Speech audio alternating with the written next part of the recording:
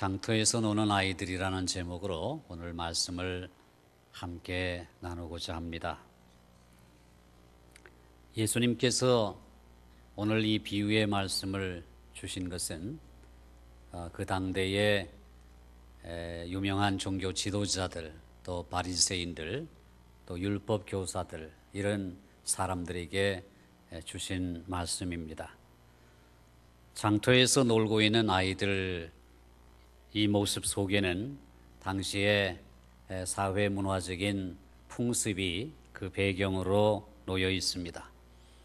예수님 당시에 그 팔레스틴 지역에 사는 아이들은 종종 장터에서 놀이를 하는데, 우리가 어린 시절에 이렇게 땅 따먹기 놀이를 한다든지 숨바꼭질, 술래잡기 놀이를 하듯이 그들도 그 장터에서, 넓은 공터에서 결혼식 놀이를 하곤 했고, 또는 장례식 놀이를 하곤 했습니다. 아이들이 먼저 결혼식 놀이를 시작합니다. 한 사람을 신랑으로 세우고 또 한 사람을 신부로 세우고, 또 일단의 남자아이들을 들러리로 세우고 또 일단의 여자아이들을 신부 들러리로 세워서 이렇게 결혼식 놀이를 하고 있습니다. 그러니까 앞에 일단의 아이들이 흥겨운 행진을 하면서 한편에서는 마치 피리를 부는 것처럼 아래 위로 손을 움직이고 또 피리 부는 소리를 입으로 이렇게 내었던 것입니다. 나머지 아이들은 이제 결혼식 행렬에 춤을 추면서 따라갔습니다. 그런데 저 한켠에서는 시큰둥하게 아이들이 그렇게 흥겹게 노는데도 불구하고 그 놀이에 참여하지는 않는 아이들이 있었습니다. 그러자 유쾌하게 놀던 아이들은 그 아이들에게 이렇게 말합니다. 얘들아, 너희들에게 무슨 문제가 있느냐? 우리가 너희에게 피를 불어도 왜 함께 춤추지 않느냐? 이렇게 말했습니다. 아이들의 호응이 없자 아이들이 이제 재미가 없어졌습니다. 결혼식 놀이를 멈추고 이번에는 장례식 놀이를 합니다. 이제 여러 아이들이 한 사람을 이렇게 등에다 떠매고 마치 상여를 메고 가는 것과 같이 이렇게 행렬을 만듭니다. 그리고 뒤에 따르는 아이들은, 한 부류의 아이들은 가슴을 칩니다. 가슴을 치고, 또 한 부류의 아이들은 에고 에고 하면서 슬피 우는 흉내를 냅니다. 모두 다 어른들이 하는 것을 보고 배운 것이죠. 앞서가는 아이들은 그렇게 열심히 그 장례식 놀이를 하는데, 이번에도 또 저편에 있는 나머지 아이들은 따라오지 않습니다. 그러니까 놀이를 시작한 아이들이 다시 묻습니다. 너희들 왜 이 놀이에도 참여하지 않는 거냐? 우리가 가슴을 치며 슬피 울어도 너희가 왜 애곡하지 않느냐? 이렇게 물었습니다. 결혼식 놀이에서는 한편에서 즐거움을 표현하기 위하여 피리를 부는 아이들이 있었고, 다른 한편에서는 그 피 소리에 맞추어 춤을 추는 아이들이 있었습니다. 그리고 장례식 놀이에는 한편에서는 슬픔을 표현하기 위해서 가슴을 치는 아이들이 있었고, 다른 한편에서는 애곡하는 아이들이 있었습니다. 근데 예수님의 이 비유 속에서는 놀이를 하는 아이들이 있는가 하면 그 놀이에 참여하지 않는 아이들이 있었던 것입니다. 결혼식 놀이에서 피리를 불면 춤을 춰야 하는데 춤을 추지 않고, 장례식 놀이에서는 가슴을 치면 애곡해야 하는데 그리 하지 않았다는 것입니다.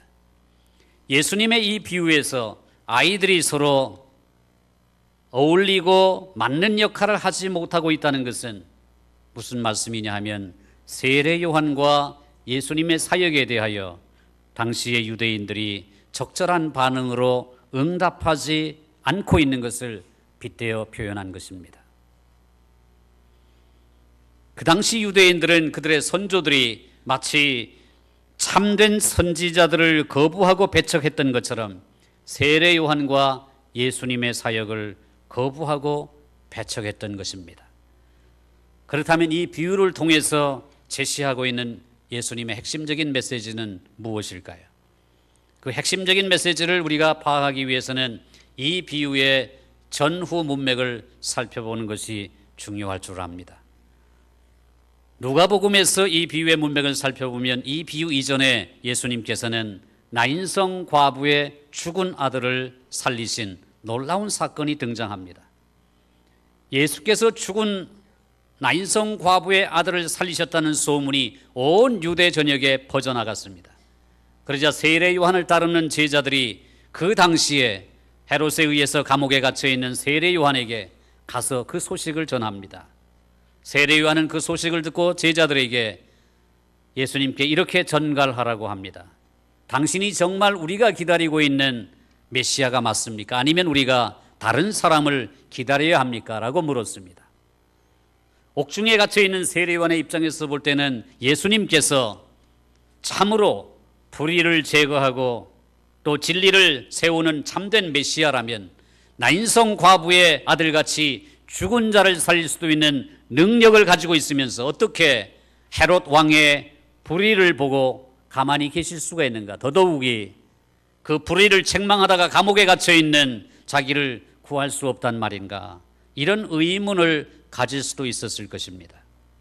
세례 요한의 제자들로부터 자신의 메시아적인 정체성에 대한 질문을 받고 예수님은 구약 이사야 선지자가 오실 메시아에 대해서 예언한 구절들을 인용하여 자신이 오실 그 메시아이심을 밝혀주셨습니다. 그런 다음에 예수님은 세례 요한과 예수님의 사역에 대한 당시 유대인들의 두 가지 상반된 모습을 표현합니다. 즉 세례를 비롯한 많은 가난한 유대인들이 하나님께서 보내신 세례 요한의 그 말씀을 듣고 세례를 받으려고 세례 요한에게 찾아간 반면에 당시 종교 지도자들인 바리새인들과 율법사들은 세례 요한을 거부했다는 것입니다. 그리고 바로 이어서 오늘 본문인 예수님의 장터에서 노는 아이들의 비유가 소개되고 있는 것입니다.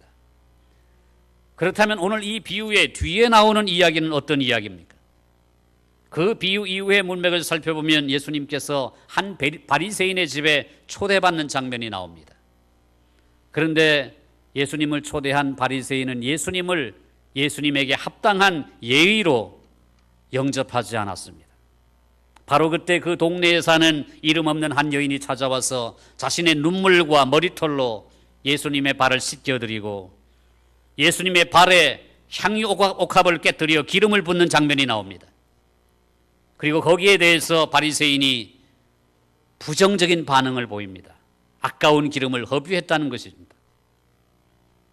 그리고 그 바리새인에 대한 예수님의 응답이 소개되고 있습니다. 즉 오늘 비유 뒤의 문맥에서는 예수님에 대한 종교 지도자 바리새인의 부정적인 반응과 이름 없는 한 여인의 예수님에 대한 긍정적인 섬김이 대조되어 소개되고 있는 것입니다. 세례 요한에 대한 가난한 유대인들의 긍정적인 반응과 예수님께 대한 한 여인의 긍정적인 반응과는 달리 바리새인이나 율법사와 같은 당시의 종교 지도자들은 세례 요한에게도 또 예수님께 대해서도 부정적인 반응을 보인 것입니다. 바로 이것이 오늘 본문인 장터에서 노는 아이들 비유의 전후의 문맥입니다. 이 비유는 직접적으로 세례 요한과 예수님의 사역과 그들의 사역에 대한 당시의 유대인들, 곧 이 세대의 두 가지 상반된 반응과 직접적으로 연결되어 있습니다. 오늘도 마찬가지 아닙니까? 세례 요한의 사역과 예수님의 사역에 따르고 동조하고 순종하고 응답하는 사람들이 있는가 하면 오늘도 여전히 회개하라 외치는 소리에 귀를 닫고 예수 그리스도의 복음 사역에 눈을 감는 사람들이 얼마나 많습니까? 이 장터에서 노는 아이들의 비유에서 결혼식 놀이는 무엇을 상징하느냐 하면 종종 잔치로 표현되는 예수님의 메시아적인 천국 사역을 반영하고 있는 것입니다. 또한 장례식 놀이는 메시아 시대의 도래를 준비하면서 회개의 세례를 선포한 세례 요한의 사역을 반영하고 있는 것입니다. 이 점은 이 비유에 이어서 예수님께서 세례 요한을 언급하시면서 세례 요한은 장례식 때처럼 먹고 마시지 않는다는 것입니다. 그리고 예수님 자신 인자는 결혼식의 경우처럼 먹고 마셨다는 언급에서 분명해집니다. 사실 세례 요한은 무엇을 먹었습니까? 메뚜기와 석청을 먹었습니다. 그래서 당시 종교 지도자들은 세례 요한을 가리켜 귀신 들린 자라고 여겼습니다. 옷은 어떠했습니까? 그저 가죽옷을 입었습니다. 그리고 들에 살았습니다. 광야에 살았습니다. 사람들이 볼 때는 귀신 들린 자처럼 보였습니다. 미친 사람처럼 보였다는 겁니다. 한편 예수님은 세리들과 죄인들과 함께 음식을 먹었습니다. 그러니까 이 사람들은 먹기를 탐하고 포도주를 즐기며 세리와 죄인들의 친구라고 비난했습니다. 이처럼 예수님 당시의 유대인들은 마치 장례식 놀이의 경우처럼 세례 요한이 금식하면서 회개를 촉구하여도 응답하지 않았고, 마치 결혼식 놀이의 경우처럼 예수님이 메시아적인 잔치를 배설하여 놓아도 그 잔치에 참여하지 않았습니다. 이 비유의 마지막 말씀에는 의미심장한 말씀이 기록되어 있습니다. 지혜는 자기의 자녀로 인하여 옳담을 얻는다. 이 말씀의 뜻이 무엇일까요? 이 말씀을 이해하기 위해서는 여기서 말하는 지혜가 무엇인지를 우리가 알아야 됩니다. 여기서 말하는 이 지혜는 이 비유의 앞에 나오는 세례 요한을 거부한 바리새인들과 율법사들, 그리고 이 비유의 뒤에 나오는 예수님에 대한 부정적인 반응을 했던 바리새인, 그리고 다른 한편으로 긍정적인 반응을 했던 가난한 유대인들이나 죄인들과 세리들, 그리고 한 죄 많은 여인과 직접적으로 연결되어 있습니다. 보십시오. 종교 지도자 바리새인은 예수님을 초대하고도 예수님께 대한 합당한 예의를 갖추지 않았습니다. 그러나 예수님은 죄인이라고 불려지는 한 여인으로부터 마땅한 예의를 받았습니다. 바리새인은 죄인 된 여자가 예수님께 기름을 붓는 모습을 비난하였지만 예수님은 바리새인을 책망하고 오히려 그 여인의 행위를 칭찬하셨습니다. 그렇게 하심으로써 예수님은 종교 지도자인 바리새인이 외형적으로는 예수님을 초청했는지 몰라도 내면적으로는 예수님을 진정으로 영접하지 않았음을 책망하신 것입니다. 반면에 죄인인 여자라 할지라도 예수님을 진정으로 영접하기만 하면 구원의 선물이 주어진다는 사실을 말씀하신 것입니다. 이것이 바로 실패할 수 없는 하나님의 지혜인 것입니다. 하나님께서 이 땅에 지혜 있는 자를 부끄럽게 하시고 어리석고 미련한 자를 들어 쓰시는 하나님의 지혜인 것입니다. 이와 같이 하나님의 지혜는 하나님의 자녀로 대변되는 지혜로운 이 여인과 같은 행위를 통해서 옳다함을 인증받는다는 것입니다. 이 비유의 문맥에서 지혜라고 하는 것은 그렇다면 하나님의 구원 역사의 계획을 가리킬 것입니다. 하나님은 세례 요한을 예수님의 메시아적인 선구자로 보냈습니다. 그러나 당시의 유대인 종교 지도자들은 세례 요한을 거부했습니다. 그리고 마침내 그들의 지도자로 대변되는 헤롯을 통해서 세례 요한을 처형하고 말았습니다. 마찬가지로 예수님은 하나님의 아들로 메시아로 이 땅에 왔지만 당대의 유대 정치 종교 지도자들은 예수님을 배척했을 뿐만 아니라 로마의 총독인 본디오 빌라도의 손을 빌어 십자가에 처형하고 말았습니다. 이처럼 세례 요한과 예수님은 동일한 길을 걸었지만 그들을 통한 하나님의 구원의 역사는 놀라운 성취를 가져왔습니다. 반면에 세례 요한과 예수님을 거부한 자들은 하나님의 구원 역사의 축복에서 제외되므로 무서운 심판에 처해지게 되었습니다. 바로 이것이 하나님이 자신이 옳다 인정하시는 하나님의 지혜인 것입니다. 그래서 하나님은 오늘날도 결혼식 잔치와 장례식 잔치, 여기에 우리를 초청하셔서 결혼식 놀이, 장례식 놀이에 우리로 하여금 주인공으로 행사하도록 원하시는 것입니다. 그래서 우리의 그 삶을 통해서 예수 그리스도의 십자가의 복음이 옳다는 사실을 인증받기를 원하시는 것입니다. 장터에서 노는 아이들의 비유를 통해 예수님은 하나님의 구원 역사를 이루기 위해서 이 땅에 온 세례 요한과 자신에게 냉담한 반응을 보인 그 당대의 유대인들의 불신앙적인 자세를 시각적으로 표현해 주신 것입니다.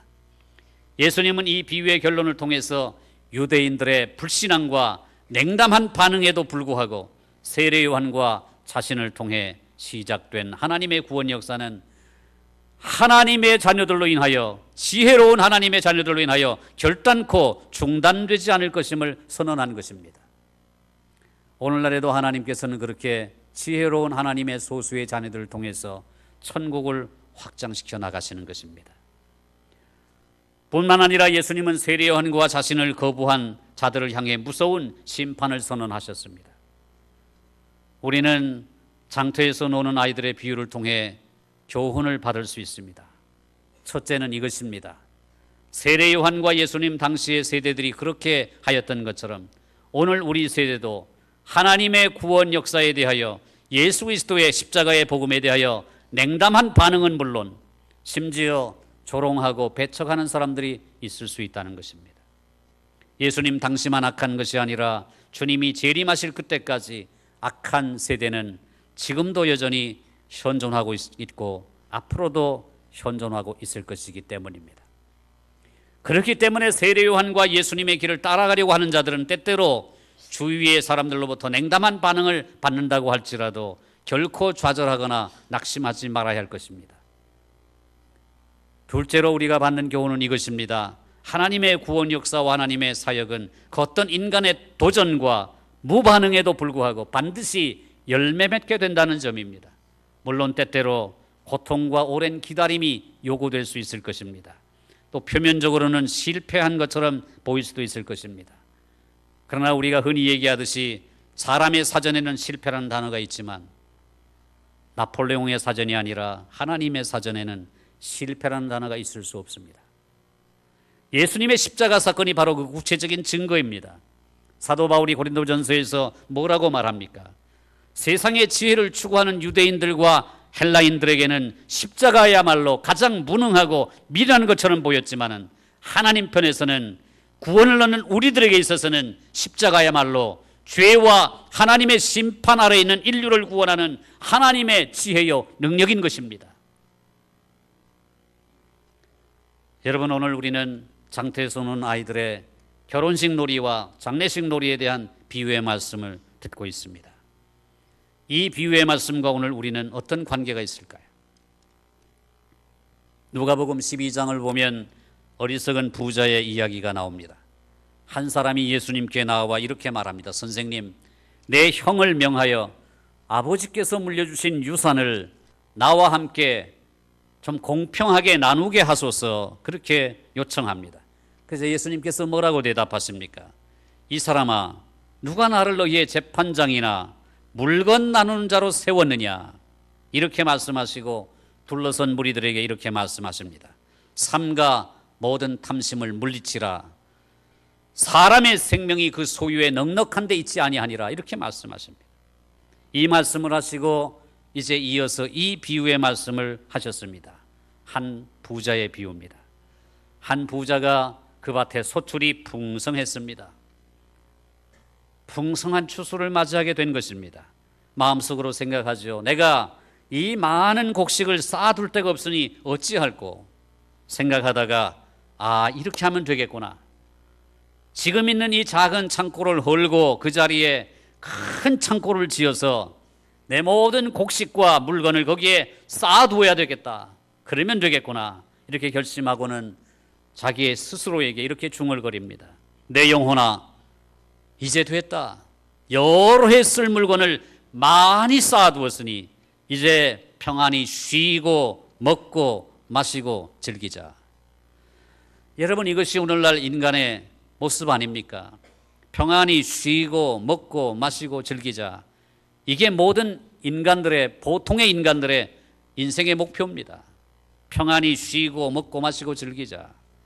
이렇게 많은 곡식이 있고 많은 보물을 쌓아두었으니 이제는 그렇게 재밌게 살자.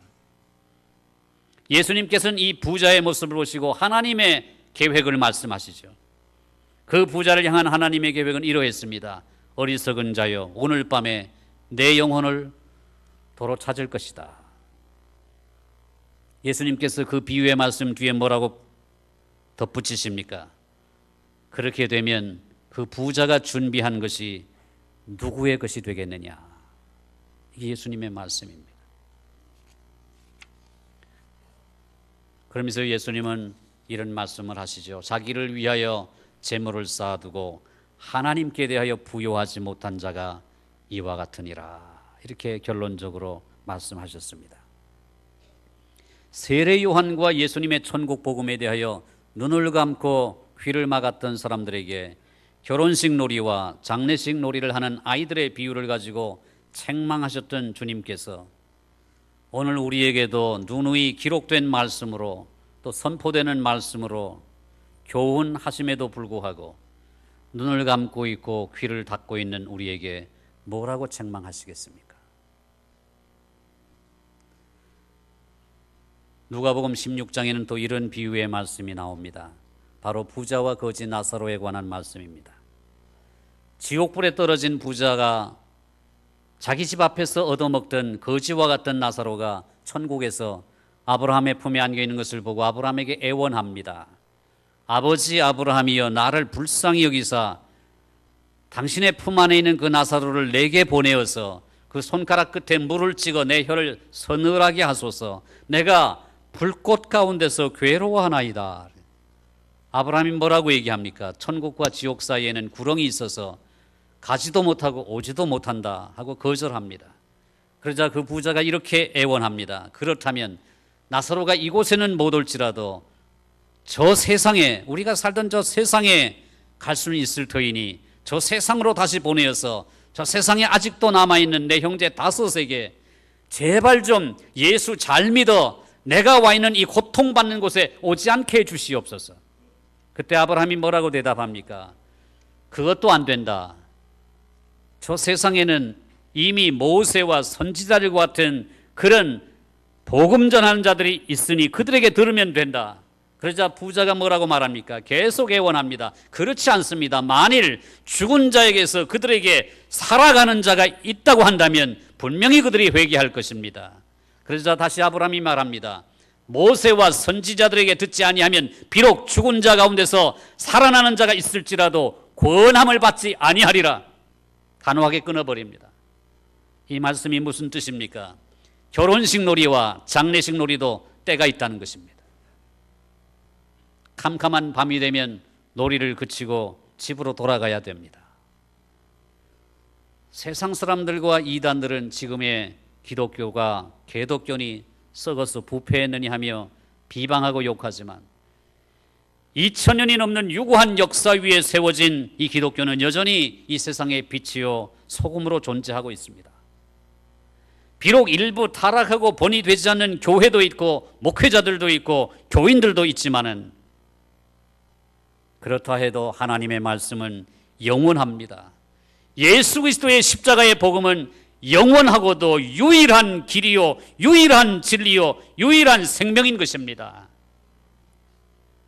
우리 모든 사람들은 이 세상의 소풍을 끝내고 우리의 영원한 본향으로 돌아갈 때가 올 것입니다. 결혼식 놀이와 장례식 놀이에 초청받을 때도 또한 초청할 때도 한정되어 있습니다. 밤이 옵니다. 놀이를 그쳐야 할 때가 옵니다. 그때에는 초대받을 수도 초청할 수도 없는 것입니다. 올해 새생명축제가 10월 16일입니다. 여러분, 구경꾼 방관자가 되시겠습니까? 아니면 놀이에 참여하시겠습니까? 축제와 놀이마당을 펼쳐놓았는데 뒷짐지고 외면하고 있지는 않습니까? 우리가 말과 혀로만 사랑하지 말고 행함과 진실함으로 사랑하라는 말씀을 귀에 못이 박히도록 들었습니다. 지난주에 선포되었던 선한 사마리아인의 비유도 귀에 딱지가 생기도록 수없이 들었습니다. 행함이 없는 믿음은 죽은 믿음이라는 말씀도 수십 번 수백 번 들었습니다. 우리가 한 입으로 주 아버지를 찬송하고 또 똑같은 입으로 하나님의 형상대로 지음받은 사람들을 저주하니 한 입에서 찬송과 저주가 나오는 것이 마땅하지 않다는 말씀도 한두 번 들은 말씀이 아닙니다. 주님께서는 이처럼 결혼식 놀이와 장례식 놀이마당을 여러 가지 모양으로 여러 가지 방법으로 우리 앞에 펼쳐놓으셨습니다. 그래서 때때로 함께 결혼식 놀이처럼 즐거워하라는 것입니다. 한 마음으로 뒷전에서 비방하지 말고 또 장례식 놀이처럼 함께 슬퍼하라는 것입니다. 뒷전에서 딴짓하지 말고 유대인들처럼 바리새인과 율법 교사들처럼 뒷전에서 비방하고 욕하지 않느냐는 것입니다. 그들은 왜 욕했습니까? 세례 요한은 옷 입은 모양도 우리와 다르고 먹는 음식도 우리와 다르고 사는 환경도 우리가 다르니 그 입에서 나오는 천국 복음 선포에도 눈을 감고 귀를 감은 채 그를 금욕주의자라고 욕하며 귀신 들렸다고 욕하던 그들의 모습이 우리의 모습은 아닌가요?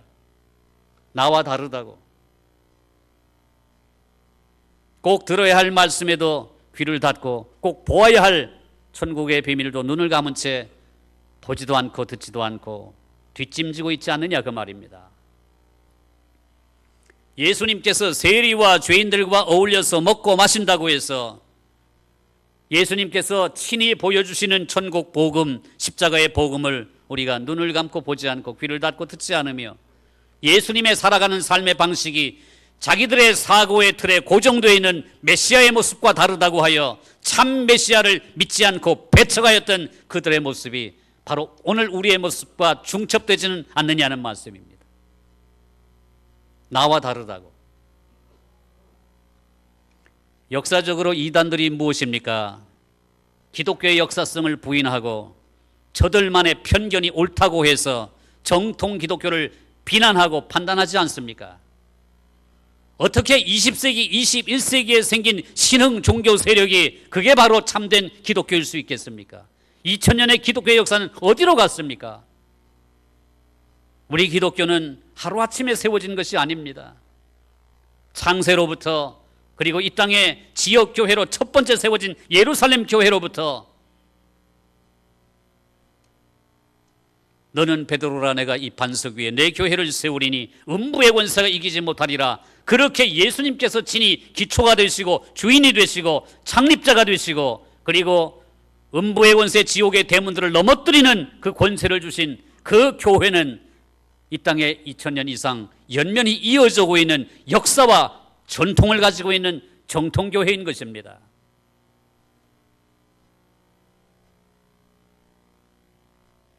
예수님 당시에 종교 지도자들 그들도 하나님을 믿는 자들이었습니다.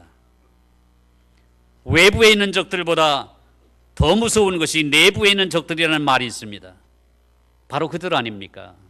그들도 하나님을 믿었습니다. 그러나 그들의 고집스러운 편견이 낳은 결과가 무엇이었습니까? 그것은 바로 참 메시아 하나님의 아들이신 예수 그리스도를 십자가에 못 박은 것입니다. 오늘 이 비유를 통해서 예수님께서는 우리에게 성령이 교회들에게 성령이 우리 성도들에게 주시는 하나님의 음성 듣기를 원하십니다. 결혼식 놀이에 초청할 때 장례식 놀이에 초청할 때 응답하라는 것입니다. 뿐만 아니라 그 놀이에 그저 뒷전에서 어디 잘하나 보자 뒷짐지고 있지 말고 그 놀이판에 뛰어들라는 것입니다. 뛰어드는 정도가 아니라 그 놀이의 주인공들이 되라는 것입니다. 그 말씀은 언제 어디에서든지 우리에게 하나님께서 그 음성을 들려주실 때에 참된 지혜, 십자가의 복음을 깨닫게 해주신 하나님의 지혜를 가지고 바른 분별력을 행사하여 그 말씀 앞에 순종하라는 것입니다. 지혜는 그 행한 일로 인하여 그리고 그 자녀들로 인하여 옳다 인정함을 받습니다. 종교 지도자들은 예수님께 합당한 예를 표하지 못하는 가운데 눈물로 예수님의 발을 적시고 그 머리털로 닦고 자신이 가장 귀히 여기는 향유 옥합을 깨뜨려 예수님의 발에 부어드렸던 그 여인은 그 행위로 말미암아 예수님과 예수님의 십자가의 복음이 얼마나 귀한 것인가를 입증한 것입니다. 오늘 하나님께서 이 비유를 통해서 우리에게 주시는 메시지도 바로 그것입니다. 결혼식 놀이와 장례식 놀이를 우리가 펼쳐놓고 많은 이들을 초청하라는 것입니다. 그리고 우리가 그 자리에 주인공으로 뛰어들어서 그 놀이판에 참여하라는 것입니다. 그리고 그렇게 신명나게 때로는 함께 즐거워하고 또는 때로는 함께 애통해하며 슬퍼함으로 하나님의 구원의 역사라고 하는 그 지혜가 옳다는 사실을 우리의 삶을 통해 입증해 보라는 것입니다. 사랑하는 성도 여러분, 오늘 이 아침에 우리가 그동안 눈을 감고 있었고 귀를 막고 있었던 그 하나님의 지혜 있는 자를 없는 자를 통해서 낮추시고 강한 자를 약한 자를 통해서 낮추시며 지혜로운 자를 미련한 자를 들어서 낮추시는 그 하나님의 은혜로 인하여 예수님과 예수 그리스도의 십자가의 복음이 얼마나 존귀한 것인가를 오늘 이 한 여인의 향유값 깨뜨리는 그 헌신을 통해서 입증되고 확증된 것처럼 우리의 삶을 통해서 그렇게 십자가의 복음, 구원과 영생의 복음이 옳다는 사실을, 하나님의 지혜가 옳다는 사실을 온 세상에 자랑하고 선포하며 살아가시는 저와 여러분 되시기를 주님의 이름으로 축원합니다. 축원합니다. 할렐루야. 아멘. 기도하겠습니다.